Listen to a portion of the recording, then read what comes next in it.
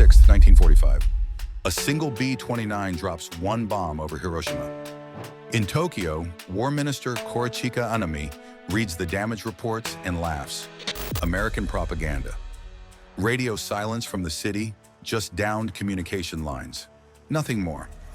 Then physicist Yoshio Nishina walks 30 miles through radioactive ruins and delivers 4 words that change everything.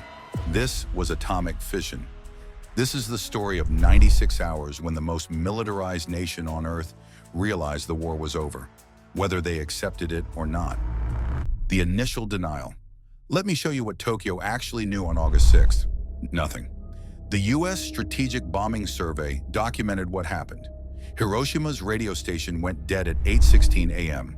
The Tokyo Railroad Telegraph Center noticed that the mainline telegraph had stopped working just north of Hiroshima. The Tokyo control operator tried to re-establish contact. Silence. Military headquarters tried to call the Army control station in Hiroshima. No response. But here's the thing. This wasn't unusual. American B-29s had been systematically destroying Japanese cities for months. In March, a single firebombing raid on Tokyo killed over 100,000 people. Radio disruptions were routine. Communication blackouts were expected. So when vague reports started filtering in about a new type of bomb and tremendous damage, the Imperial War Cabinet dismissed them. Exaggeration, panic, maybe a large-scale incendiary attack. War Minister Anami's response, documented in Japan's longest day, was characteristic. The Americans were trying to shock Japan into surrender with dramatic claims. The weapon didn't matter. Japanese spirit would prevail. The denial lasted exactly 48 hours. The investigation. On August 7th, Tokyo dispatched an investigation team led by Lieutenant General Seizo Arisue. They couldn't fly into Hiroshima because there was no Hiroshima airport anymore. They couldn't take the train because the tracks ended in twisted metal 20 miles outside the city.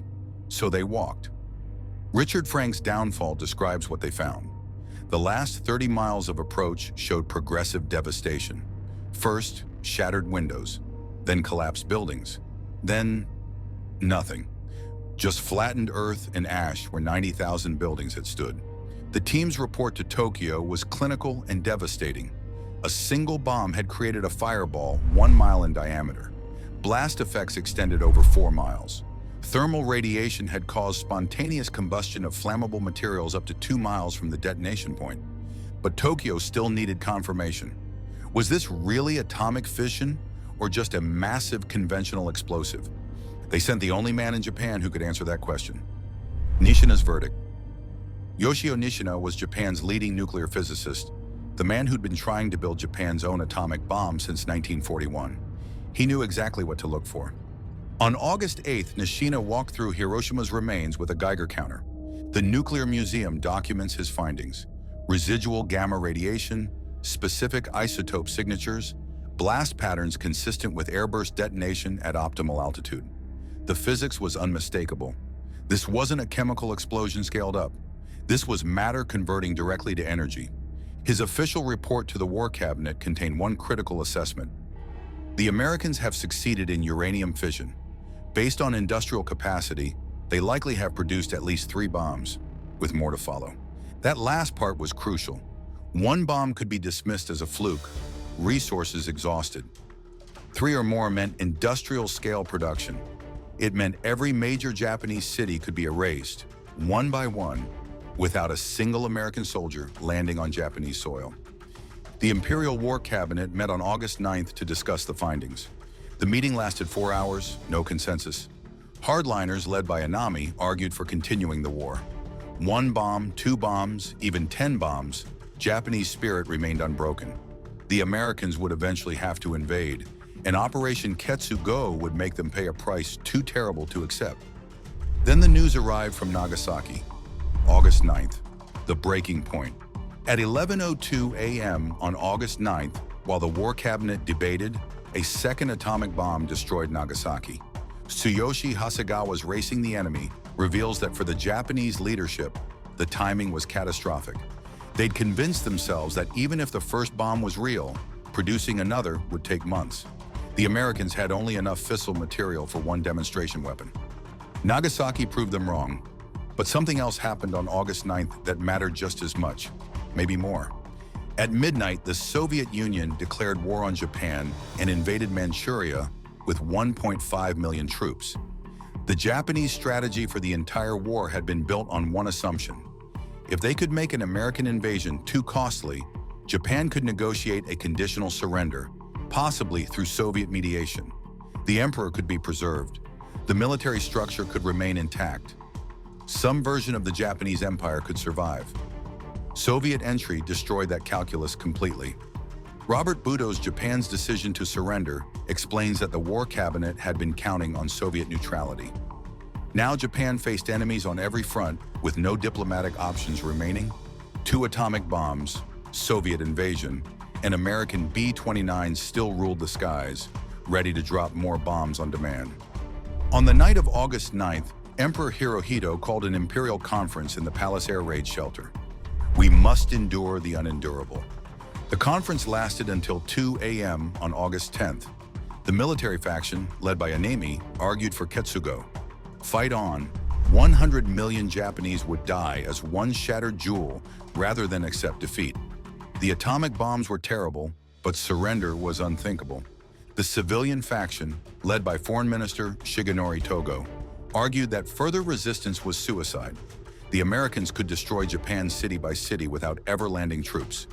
The cabinet was deadlocked, 3-3. In 2,000 years of Japanese history, the emperor had never broken a cabinet tie on a matter of war. Emperors did not make policy decisions. They ratified the consensus of their advisors. At 2 a.m. on August 10th, Prime Minister Kantaro Suzuki did something unprecedented. He asked Emperor Hirohito to decide.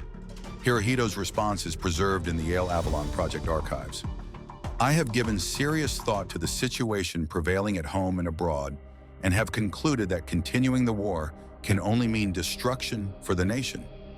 I cannot bear to see my innocent people suffer any longer. The phrase that echoes through history came next. We must endure the unendurable and suffer what is insufferable. The emperor had spoken. Japan would surrender. The last samurai. War Minister Anemi left the conference in silence. For the next 4 days, he continued his duties, implementing the emperor's decision, while hardline officers around him plotted a coup to prevent the surrender broadcast. Anemi quietly refused to join them. The emperor had decided. That was final. On the morning of August 15th, hours before Emperor Hirohito's surrender broadcast would reach the Japanese people, Anemi committed seppuku in his office. His suicide note, preserved in the National Archives of Japan, contained no justification, no final argument for continuing the war. Just 7 words: believing firmly in the eternity of our divine land.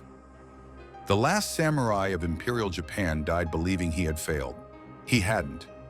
He'd spent his final days ensuring the emperor's decision would be carried out, preventing the hardliners' coup, and making certain that Japan's surrender would be complete and unconditional. The broadcast. At noon on August 15th, 1945, the Jewel Voice broadcast aired across Japan. Most Japanese citizens had never heard their emperor's voice. Many didn't understand his formal, archaic language, but they understood enough. The war was over. Japan had lost. Frank's downfall notes that the broadcast was less than 5 minutes long. It mentioned the atomic bombs once, carefully. The enemy has begun to employ a new and most cruel bomb, the power of which to do damage is incalculable. 1 weapon, 2 cities, 4 days of realization, 96 hours from denial to acceptance. The most militarized nation on earth, prepared to sacrifice every civilian in defense of the homeland, brought to its knees not by overwhelming invasion, but by the sudden understanding that resistance was physically impossible. The Tiger tank failed because perfect engineering met imperfect reality. Imperial Japan failed for the opposite reason. Imperfect strategy met perfect destruction. War Minister Anemi laughed at American propaganda on August 6th and died by his own hand on August 15th. Not because he was a coward, but because a physicist walked through radioactive ruins and confirmed that the war Japan was prepared to fight no longer existed. If this story of the week that ended World War II caught you, hit that like button and subscribe for more deep dives into the moments when history pivoted on impossible decisions. Drop a comment. Could Japan have surrendered earlier, or did it really take atomic weapons to end the war? Thanks for watching. See you in the next one.